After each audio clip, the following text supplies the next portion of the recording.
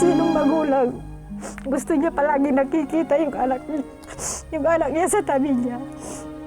Dahil kung nasa ibang lugar siya, hindi mo alam kung anong nagagawa niya, kung anong klaseng buhay siya mayroon. Hindi ko makita yung anak ko. Mahal yung anak ko.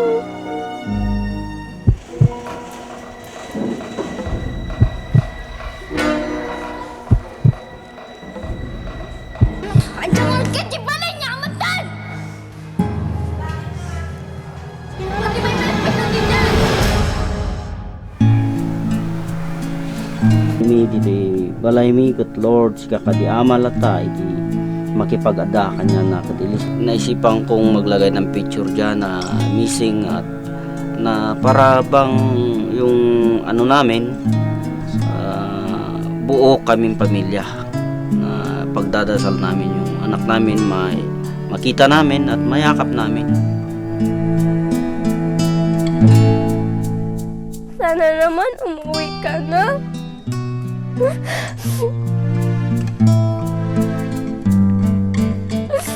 Miss na miss ka na namin.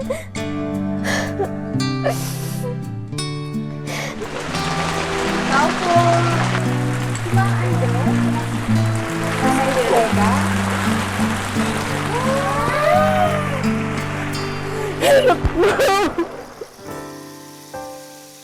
Magandang gabi, ako po si Jessica Soho. Tunghayan natin ang mga istoryang magpapaiyak, magpapangiti at pagpapalukso ng ating dugo. Dahil ang mga pinapangarap na muling pagtatagpo, abot kamay na dito sa Reunions. Tulungan niyo po kami. Nawala ng kulay, pangarap nawala ng saysay, nang bigla na lang mawalay ang mga mahal sa buhay. Lahat tayo'y may karapatan na sa pamilya'y mapabilang. Lahat tayo'y magtutulungan sa muling pagkikita inaasam. Ang naghahanap ay may pag-asa, ang nawawala ay makikita. Nasirang pamilya muling mabubuo, gumuhong pangarap muling itatayo dito sa Reunions.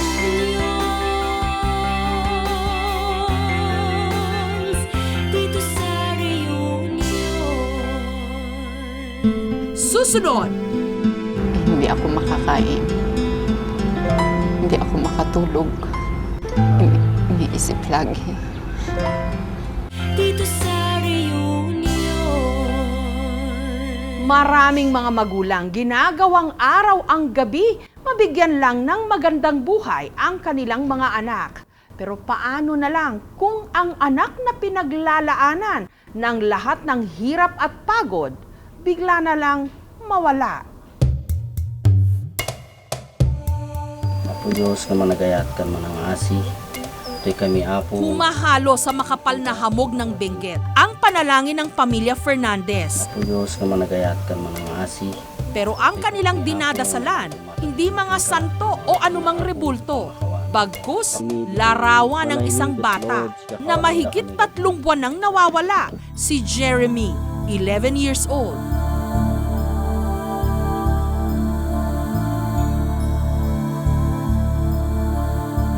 Naisipan kong maglagay ng picture diyan na missing at na para bang yung ano namin buo kaming pamilya na pagdadasal namin yung anak namin makita namin at mayakap namin. Inutusan lang daw na bumili ng ulam ng kanyang mga magulang si Jeremy nung araw na nawala ito. Inutusan ko lang siya, sir, na bumili sa town ng pananghalian sana namin, ng ulam, lutong ulam. Inantay ko siya. After 20 minutes, sinundan ko siya uli sa town. Tapos, hindi ko na siya nakita, hinanap ko doon. Magdamag, naghahanap kami. Wala po siya, hindi po siya dumating. Mula noon, bawat segundong dumadaan, tila ba taon na sa paghihintay ng mag-asawa sa pagbabalik ng kanilang si Jeremy. Nagulat nga ako, wala namang kaming kapera-pera, wala namang kaming ari-arian. Kung bakit siya pa ang nawala. Sa Baguio City o sa La Trinidad sa Benguet, agaw pansin ngayon sa mga pasyalan. Sa police station, sa health center, ang poster ng nawawalang si Jeremy. Naglalakad po from Trinidad to Baguio. Minsan nakaabot pa ako ng Sablan, Marcos Highway, nakaabot na ako dyan, naglalakad. Bago pa nawala si Jeremy, isa ring problema ang kinaharap ng pamilya Fernandez. 5 taon na ang nakararaan. Napundol daw kasi dati ng rumaragas ang sasakyan. Ang nooy 6 na taong gulang pa lang na si Jeremy. Himala na nga lang daw na nabuhay ito. Naapektuhan daw nito ang pag-iisip ng bata. Kaya hindi na nito ipinagpatuloy ang kanyang pag-aaral. Kasi sabi nila ng doktor, after 2 years, may makikita kayong pagbabago ng anak ninyo. Sabi ng doktor, bakit? Ano yun, Dok? Sabi ko, humina ang memory niya. Pero lahat, basta may maoobserbahan kayo sa kanya. Bilang isang ina, sasaktan ako. Pero pinapanalangin ko sa Panginoon na sana nga malabanan na niya yun hanggang sa makatapos ng pag-aaral sana. Maging ang kabuhayan daw ng mag-asawa, apektado. Nasa likod ko, walang nakuha dyan kahit ano. Kasi napabayaan nga nagsimula nung July 26 kasi yan na ang umpisa ng pagkawala ng anak ko. Ayun na, nawala kami ng hanap buhay na talagang puro wala na. Hindi ako makakain. Hindi ako makatulog. Iniisip lagi. Ang mga kapatid ni Jeremy hindi rin maiwasang malumbay sa pagkawala ng kanilang kapatid. Kahit na minsan masungit siya, pero miss ko po siya. Kasi matulungin po siya at mabait po. Na-imagine ko po siya nakapiling ko. Kasi para po pag nakikita ko yung picture niya, para pong katabi ko lang siya. Marami raw pangarap si Jeremy sa buhay. At ngayong nawawala ito, hindi raw sigurado kung matutupad pa ang lahat ng ito. Gusto ko manood ng basketball. Kasi pangarap daw niya maging basketball. Kaya sabi ko sa kanya, sige, maglaro ka doon. Maluwang naman yung farm natin, sabi ko sa kanya. Gusto daw niya, sir, yung may kalaro siya. Maano naman yung pangarap niya. Tinatanong pa nga niya ako. Sabi niya, sir, kung nagkatrabaho na ako, mama, pag natapos daw siya ng pag-aaral, bibili daw siya ng sasakyan. Kaya sabi ko sa kanya, sige, mag-aral kang mabuti. Para yung lahat ng pangarap mo, makamit mo. Ginagawa ko, inaayos ko lagi ang mga damit niya. Para kahit papaano parang asa tabi ko. Sama-sama sa hirap at ginhawa, ito na lang daw ang paniniwalang lalong nagpatibay sa samahan ng kanilang pamilya sa kinakaharap nila ngayong pagsubok. Sa ngayon, hindi pa ako susuko. Hanapin ko siya hanggang makakaya ko. Jeremy, anak, wala naman tayong samaan ng loob, anak. Kung saan ka man ngayon, anak, umuwi ka na. Hirap na mama mo, kami at yung kapatid mo. Mga kapatid mo, ang laki ng epekto sa kanila. Anak, kung saan ka man, please lang, umuwi ka na. Kung nasaan ka man, sana umuwi ka na. Huwag kang matakot sa katagal na hindi ka umuwi.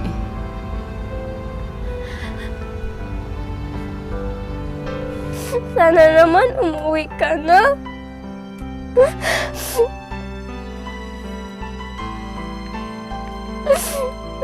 Miss ka na namin.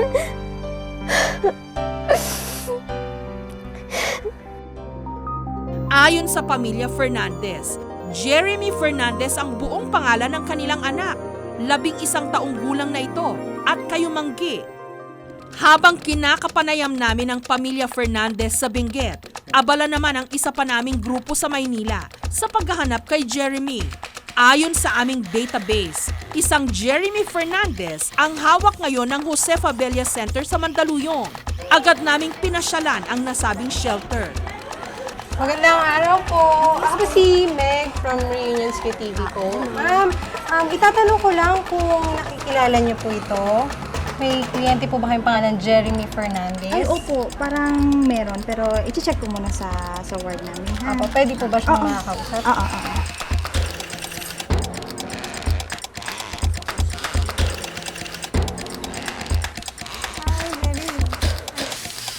Anong pangalan mo? Jeremy po.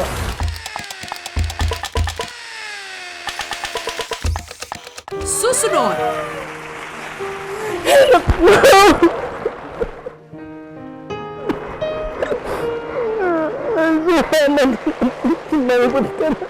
Si Pamela Del Mundo, 41 years old, natagpuan sa Malolos, Bulacan.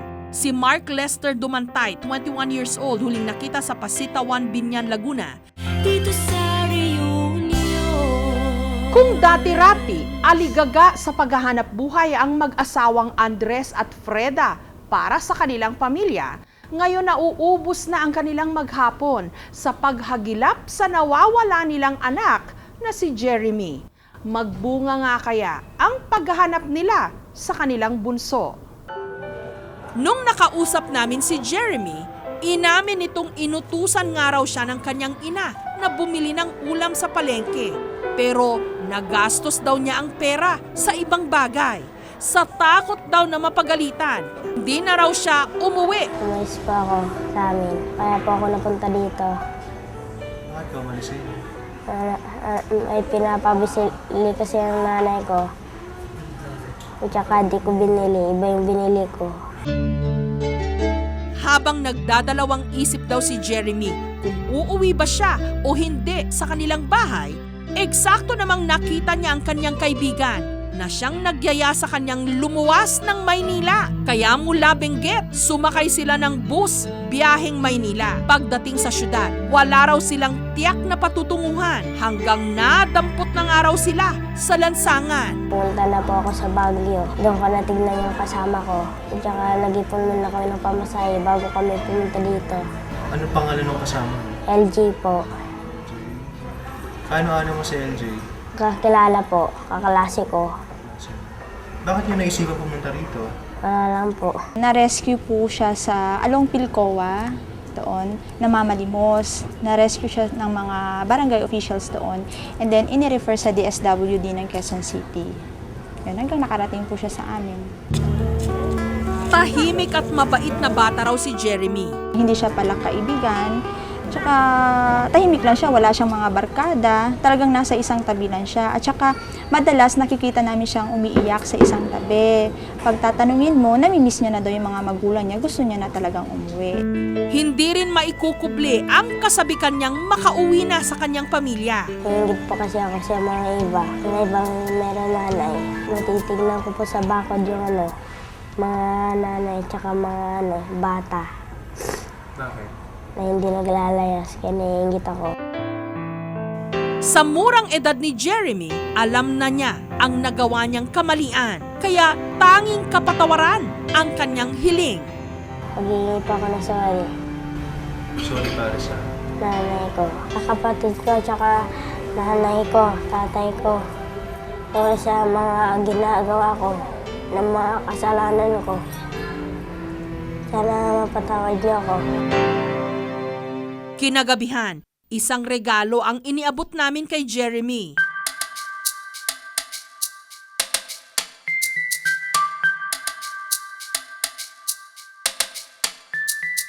Malamig po sa amin. Ganito po siya pag minsan. Bit-bit ang kanyang jacket at ang nag-uumapaw na pag-asang muling makita ang pamilya, si Jeremy tila handang-handa ng umakyat pabalik ng Benguet. Bago kami sikatan ng araw, tumulak na kami panorte. Kailangan naming bumiyahe ng mahigit 6 na oras paakyat ng La Trinidad sa Benguet. Umaga na nung nakarating kami doon. Nung mga oras na yon, nagkukwentuhan ang pamilya Fernandez. Ilang saglit pa, Tao po. Nanay Freda.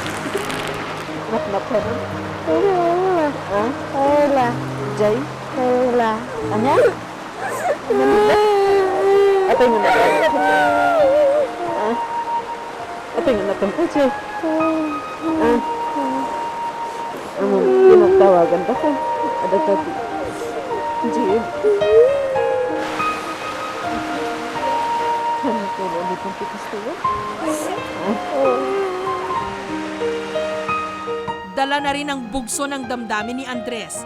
Hindi nito napigilang mapaluhod at magdasal. Yaman kami, ano maging anos mo ka na kami. Mga Diyos ko, ang kaniya po, natanggalapot pa nagkaklit kami. Ito kami na may sulit ko, mamangka na nagkurang ka na kami. At kaya ka, mapurlugin ka na ka. Pagpurlo ako, lugin ka. Mawanapot, mabalinap. Managpasulak lang na dito. Nagyaman ang kapag dito. Ay parang muhapot na po. Pagkawalan na pangaray ka niya po. Nailang ita. Itatang aldawa po na king ka. Tagsipod ako yung parang mo. Yung parang mo at kain po namin. Minsan pa, napatunayan natin ang kapangyarihan ng dasal. Lalo pat lagi namang bukas ang tenga ng langit sa mga nananampalataya. Lagi nating tandaan na sa mga munting panalangin nagsisimula ang mga malalaking himala.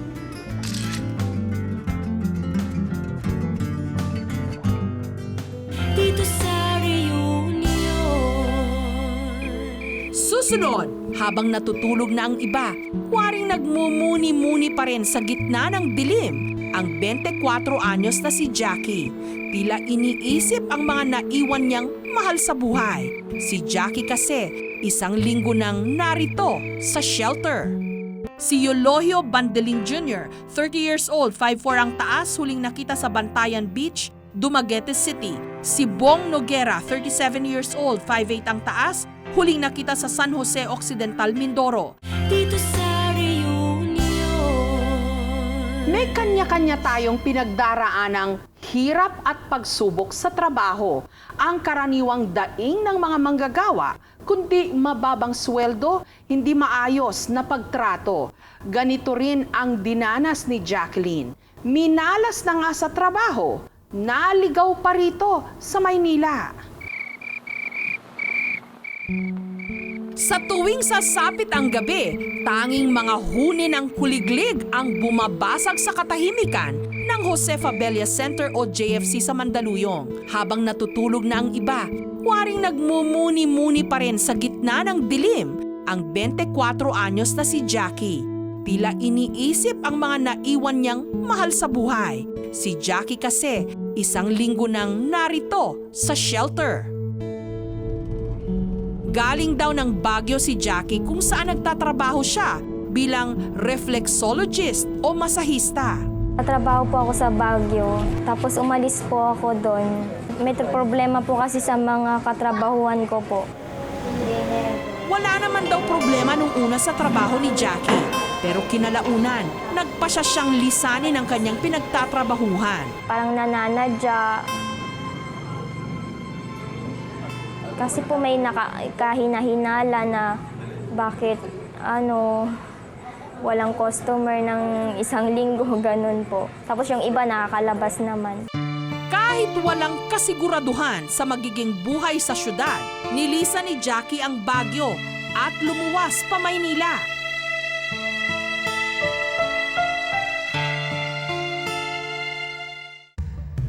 Pero tila sumugod si Jackie sa giyera nang walang armas. Dahil pagdating dito, wala naman pala siyang matutuluyan. Kaya pansamantala siyang tumigil sa binabaan niyang bus terminal. May tumulong po sa akin na madre. Nakita niyo po ako sa bus terminal. Tapos, nilapitan po niya ako. Tapos, nag-alok po siya ng tulong. Tapos, sumama po ako sa kanya. May pamilya raw sa Pangasinan si Jackie. Ngunit ayon sa social worker, ayaw raw nitong umuwi sa kanila. So ngayon kasi hindi ini-express ni Jacqueline ang umuwi pa sa ngayon. Dahil nga doon sa sinabi ko na wala naman siyang gagawin sa bahay nila, gusto niya maghanap buhay. Sa ngayon, pansamantala, siguro dito muna siya para mag-isip-isip siya. Pero sinabi ko sa kanya, hindi mapapangako na mabibigyan siya ng trabaho. Minabuti rin naming tanungin ang psychologist ng JFC tungkol sa pag-uugali ni Jackie. Hindi naman pa masasabing na nandoon na siya sa full-blown depression. Meron na siyang mga manifestations lang ng depressive symptoms, gaya nung bigla na lang siyang naiiyak kapag ka nagsasalita, yan, kapag ka nagsishare ng mga karanasan niya. At saka isa pa doon, yung rattle siya, no, natataranta siya. Tsaka kasama na rin doon yung mga alalahanin niya, yung mga personal niyang alalahanin. Maghanap lang po ng trabaho. Saan ka maghahanap ng trabaho? Kahit saan po. Hindi man malinaw sa amin kung ano talaga ang tumatakbo sa isipan ng dalaga, nagpasya pa rin kaming tulungan siyang makauwi. Ayon kay Jackie, Jacqueline Kalimlim ang kanyang tunay na pangalan, habang Shirley Kalimlim naman ang pangalan ng kanyang ina. Sa barangay Karusokan, Santa Barbara, Pangasinan daw nakatira ang kanyang pamilya. Kinabukasan, hindi pa man nagliliwanag, tumulak na kami papuntang Pangasinan. Ang aming misyon, hanapin ang sinasabing ina ni Jackie. Makalipas ang 5 oras, narating namin ang Santa Barbara sa Pangasinan. Magandang araw po. Sir, magtatanong lang, saan po ba yung barangay Karusokan? Diretso lang kayo, tapos left side. Pagdating sa barangay, Magandang araw po. Kilala niyo po si Shirley at si Alberto Kalimlim? Hindi po kilala? Taga dito po sila sa barangay Karusokan. Kalimlim po ang apelido. Kalimlim po yung relasyon.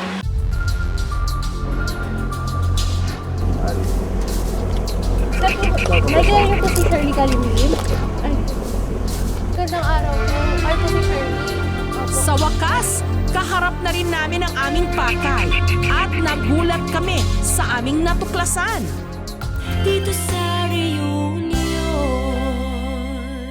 Susunod, sa hindi malamang dahilan, mabilis itong lumakad palayo. Tila iniiwasang makita ang kanyang ina. Andiyan ang kitty balay niya, amatan! Hindi may malapit na DJ! Si Angelica May Alimpuangon, 15 years old, 5 feet ang taas, pipi, bingi at may nunal sa kanang balikat. Si Melanie Palana, huling nakita July 31, 2010. Dito sa reunion. Pursigido si Jacqueline na makatulong sa kanyang pamilya sa probinsya. Pero ang magandang hangarin din niyang ito ang naging dahilan kung bakit siya naligaw dito sa Maynila. Ngayon, ang tanging hangad na lamang niya, makauwi at makasamang muli ang kanyang pamilya. Positibong narito sa barangay Karusokan ang pamilya ni Jackie. Pero nagulat kami sa aming nadiskubre. Nung una po siyang nagtrabaho, mahigit 2 taon. Tapos, nung nagbakasyon na naman siya dito, matagal na, mga 5 buwan siguro, kaya 6. Pangatlo raw sa 6 na magkakapatid si Jackie o mas kilala sa palayaw na Lenlen. Tahimik daw ito at mas madalas na nasa loob lang ng bahay. Ang alam kong pinagmulan kasi noon, yung pinagalitan, yung pinahiya siya sa eskwela nila sa National High School sa Urdaneta. Na pabalikin daw na, nung ipapa-enroll ko na siya sa 4th year high school, sabi ng teacher niya, pabalikin niyo sa grade 1, sabi niya. Parang napahiya yung bata. Ayaw niyang kumain. Hindi siya lumalabas ng bahay.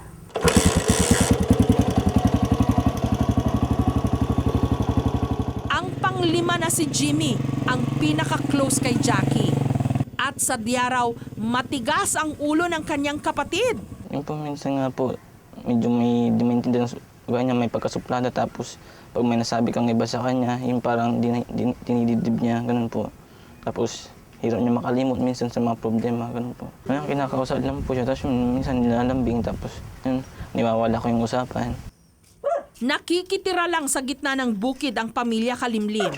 Pero kontento na raw sila sa kung anong meron sila. Sa bawat segundo na dumaraan, tanging ang kalagayan daw ni Jackie ang laging tumatakbo sa isipan ni Shirley. Kalagayan niya eh. Kasi kahit sinong magulang, gusto niya palagi nakikita yung anak niya sa tabi niya. Dahil kung nasa ibang lugar siya, hindi mo alam kung anong nagagawa niya, kung anong klaseng buhay siya mayroon. Hindi ko makita yung anak ko. Mahal namin yung anak ko. Kahit nung maliit pa yun. Sa kamigan niya ako makakatulong pag hindi ko siya nakikita. Ate, kung saan ka man sana umuwi ka na. Mag-aaral na si mama at si papa sa'yo. Sana umuwi ka dito sa bahay, tapos sana okay ka lang dyan kung saan ka man. Liin, anak ko, mag-arit ka. Mainiwag ka niya mo, anak ko. Pag-asi, mag-arit ka. Urahin na ka ni papa, magdagitiin ko kamsa mo.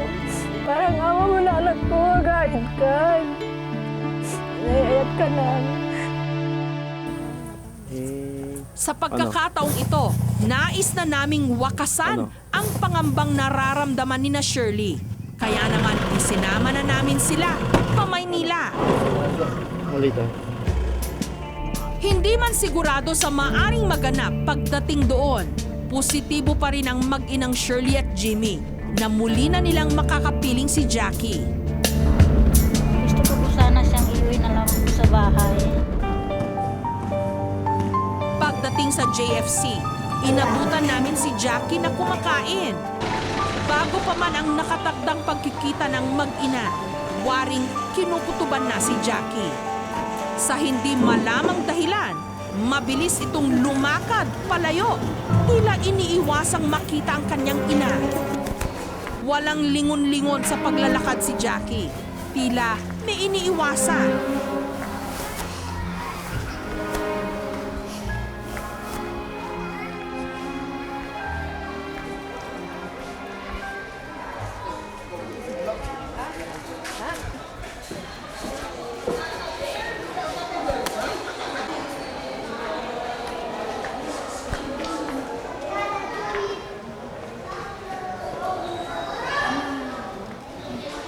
Ngunit nung nasukol ang dalaga, nagulat kami sa mga sumunod na eksena. Guide ka na lang. Andiyan nga ka, di balay niya, amatan!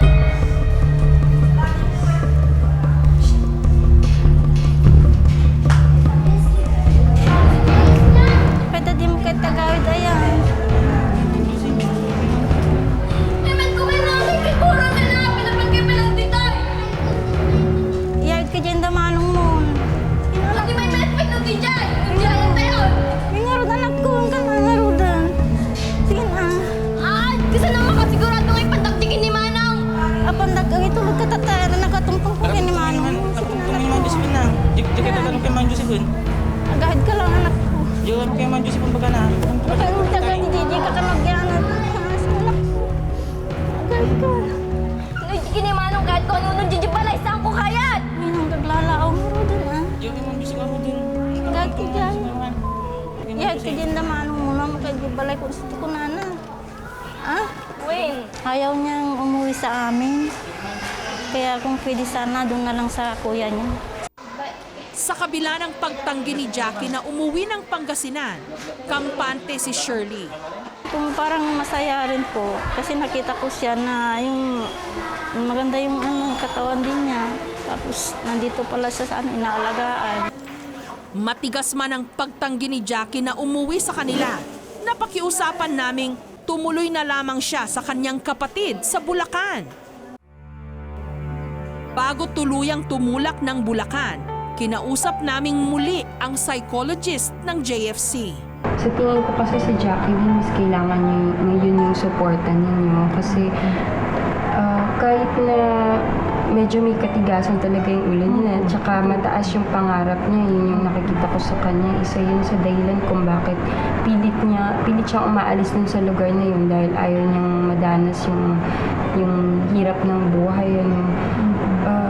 Siguro po sa kayo bilang magulang, patuloy niyo na lang po siyang bigyan ng gabay, paalalahanan, huwag niyo pong kakalimutan na pangaralan pa rin siya sa tamang paraan. Mula Mandaluyong, sa Bulacan ang sunod naming destinasyon.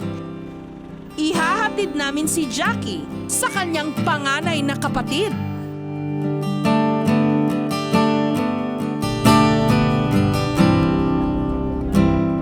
Nasa daan, walang imik at malayo ang tingin ni Jackie. Waring iniisip kung ano ang susunod na mangyayari sa kanyang buhay rito. Habang si Shirley may plano para sa anak. Pagdating ng Santa Maria, Bulacan, kinausap ni Shirley ang kanyang panganay na anak, si Joseph. Ngunit tumanggi itong humarap sa aming kamera.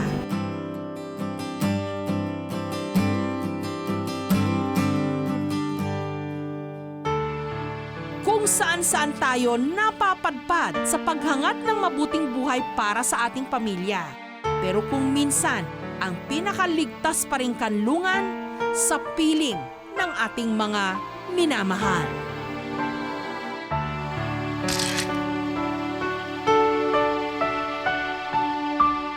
Dito sa reunion. Narito po ang mga kaso ng mga nawawala na idinulog sa aming programa. Si Donalyn Pasion, 20 years old, 5'2" ang taas, huling nakita sa San Jose, Bagao, Cagayan Valley. Si Anthony, 9 years old, special child, natagpuan sa Tanay, Rizal. Si Gabino Lavindino, huling nakita sa Bagong Baryo, Caloocan City. Si Romel Maquinano, 24 years old, huling nakita August 8, 2010 sa San Antonio, Zambales. Si Melitona Dimayakyak, 64 years old, 5'1" ang taas at may Alzheimer's disease at may peklat sa ilalim ng kaliwang mata.